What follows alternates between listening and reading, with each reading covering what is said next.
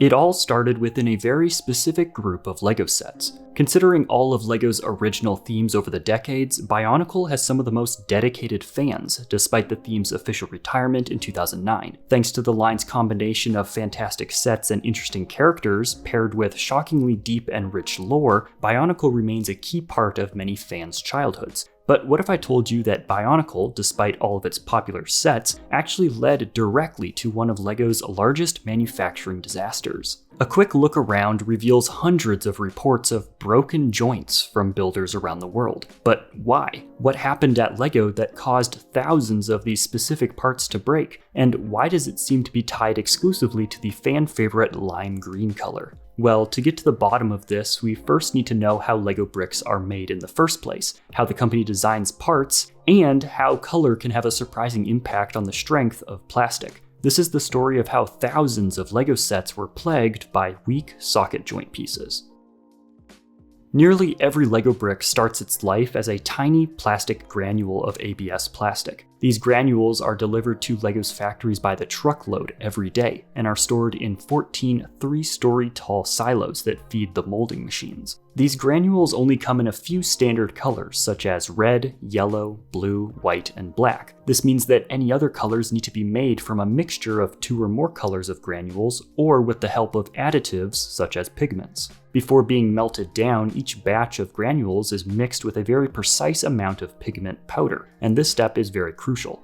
Too much, and the color can come out uneven or brittle. Too little, and the bricks turn out pale. Once everything has been mixed up, the plastic pellets are heated to about 230 degrees Celsius or 446 degrees Fahrenheit and injected into LEGO's custom molds, where they're placed under extreme pressure. These molds define the exact shape of the part, with tolerances measured in microns, and in just 7 short seconds, the plastic cools, solidifies, and is ejected from the mold as a perfectly formed LEGO brick. Every piece is then weighed, checked for damage, and sorted into bins for packaging. LEGO's quality control is famously rigorous, with only about 18 in every 1 million parts being rejected. But here's the thing.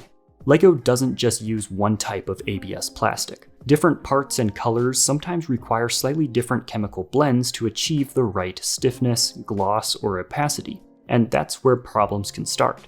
A pigment that works beautifully in one color can slightly alter the chemical composition in another, affecting how the plastic flows, cools, or bonds at a molecular level. In most cases, these differences are invisible, but in rare cases, they can be disastrous. But why? How can a different color impact the durability of a piece? Well, it all comes down to chemistry. When LEGO mixes dyes and pigments into its plastic, those colors don't just sit in the plastic like sprinkles on a birthday cake. They actually interact with it at a molecular level. The pigments form molecular bonds within the plastic, subtly changing how everything binds together and how well the finished bricks will respond to heat, pressure, and age. Some pigments are completely inert, meaning that they don't interact with the plastic at all, and everything will go according to plan. However, some pigments, particularly those used to create bright, vibrant colors, contain organic compounds that are far more likely to interact with ABS plastic in a variety of ways. Going back to our cake metaphor, adding too much flour to a cake can cause it to be crumbly, while adding too much milk can cause it to become dense and soggy.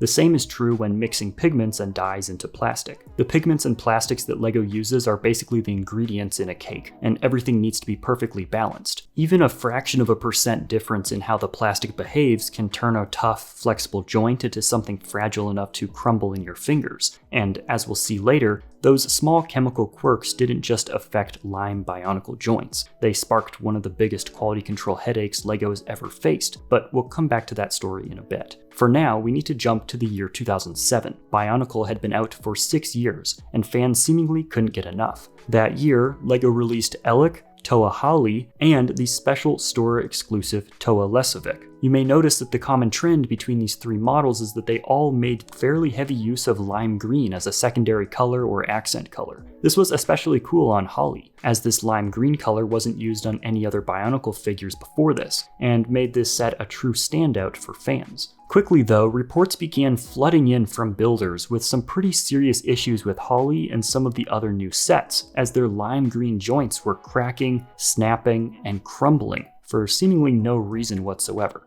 While LEGO sets have always been loved for their ability to be broken down and rebuilt, they shouldn't be literally breaking into tiny pieces. Everyone agreed that this was not LEGO's intention, and this shouldn't be happening to these pieces. However, the real question was why these pieces? LEGO had a big problem on their hands. What happened at the LEGO manufacturing plant? Well, in the meantime, LEGO fans fortunately discovered that all of the lime green joints in the Holly set could be found in 2005's Viscerek Keelerak set, as well as the even older Nui Rama from 2001. Therefore, many fans looked to get replacements from these sets. But the strangest thing was that other lime green parts, like those found in the Nocturne set, seemed to be completely unaffected. It was just the socket joints that were causing issues specifically. So was it the color or the design of this piece that really made it so brittle? Well, at this point, LEGO wasn't sure what was causing the issue, but they did have a solution in mind. Unfortunately, this solution did not go as planned, and to say that they missed the mark would be a pretty massive understatement. Here's what they did.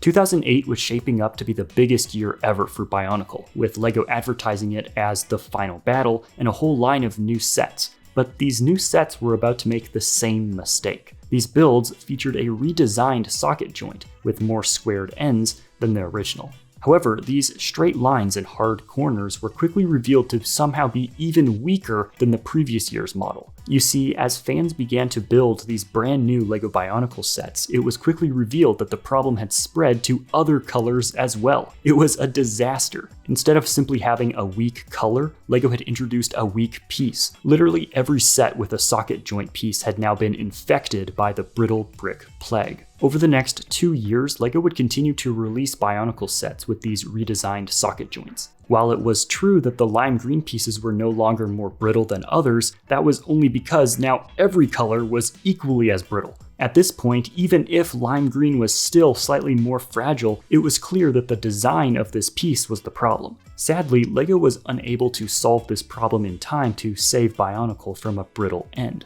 In 2010, LEGO rolled out the very first wave of Hero Factory to try to fill the void left behind by the conclusion of Bionicle. These new sets featured the same faulty design of the socket joints, and builders were quick to notice them snapping in the same way as Bionicle had. In 2011, LEGO finally found a solution and introduced the character and creature building system, featuring a return to rounded joints. While the square-shaped joints weren't retired completely, they became increasingly rare and are now no longer in use. While the modern socket joint isn't totally indestructible, it is undoubtedly a much stronger element. But how did this happen? Surely it's not just an issue with the color, right? Well, yes and no. As I mentioned earlier, LEGO had released these exact same parts in lime green in both 2001 and 2005 prior to the 2007 wave that had the brittle parts. Clearly, the company had the ability to make these parts durable so they wouldn't break. So what happened in 2007?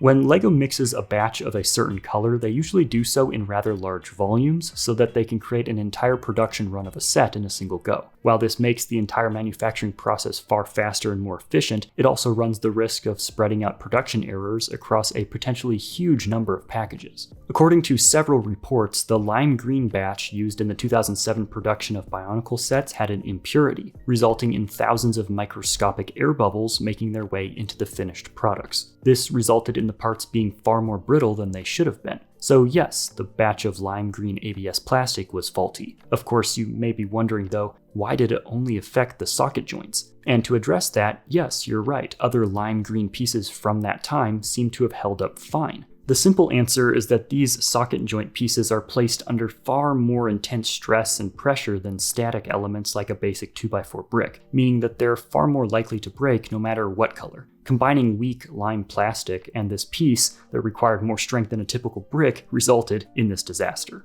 In fact, this issue was only worsened by the redesigned square-shaped joints. Contrary to popular belief, this change was not made in response to the brittle green problem. LEGO realized that it was a bad batch and had addressed that issue. In fact, it was revealed that this part was redesigned as part of LEGO's ongoing attempts to add friction to the ball and socket joint connection. It had nothing to do with lime green bricks breaking. Of course, the ironic thing is that while this new design did increase friction and accomplish that successfully, it seemingly did so at the price of durability. Now, while this particular issue was the result of a combination of a bad part design and a bad batch during manufacturing, LEGO would soon face an even bigger issue that would, again, be caused by a very specific color, and this time it would take them nearly a decade to fix. Ask any LEGO fan about brittle bricks, and they'll immediately jump to the well-documented horror show that is brittle brown.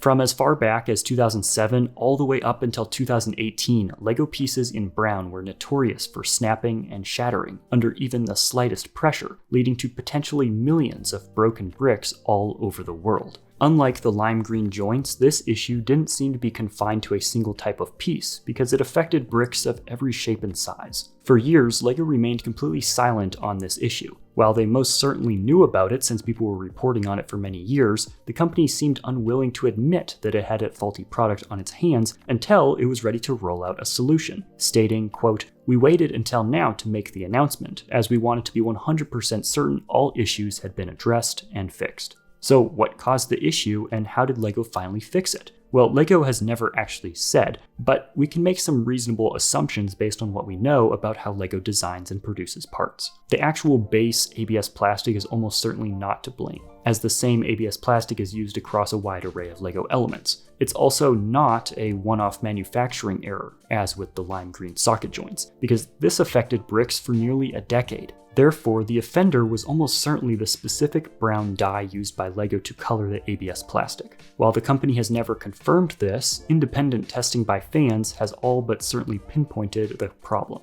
In a statement, a LEGO spokesperson said that, quote, "We heard from a number of fans about issues with dark red, reddish brown, and dark brown LEGO pieces. We were able to figure out what was causing the pieces to break and put fixes in place. If at any time a LEGO piece doesn't live up to the LEGO standard, we'll gladly send people a replacement." I think this is actually really cool of LEGO overall. If you ever come across a brown piece that's crumbled to dust, LEGO will send you a replacement for free, no questions asked. While this is undoubtedly fantastic customer service, it's not exactly cheap. While it's nearly impossible to estimate the cost of the brittle brown disaster to LEGO, years of research and development and a commitment to replacing potentially tens of millions of bricks for free can't be that cheap. But as LEGO says, quote, "Only the best is good enough." I need to give a big shout out to a Redditor named Toa Arkan, whose documentation of this entire chapter of LEGO history was a very helpful source when putting this video together. I'll link to his full breakdown in the description, as he goes into even further detail about all of the issues surrounding these joints in the Bionicle line. If you want to hear more interesting stories from LEGO history, click on this video right now, and be sure to subscribe to my channel and ring the notification bell for more LEGO videos.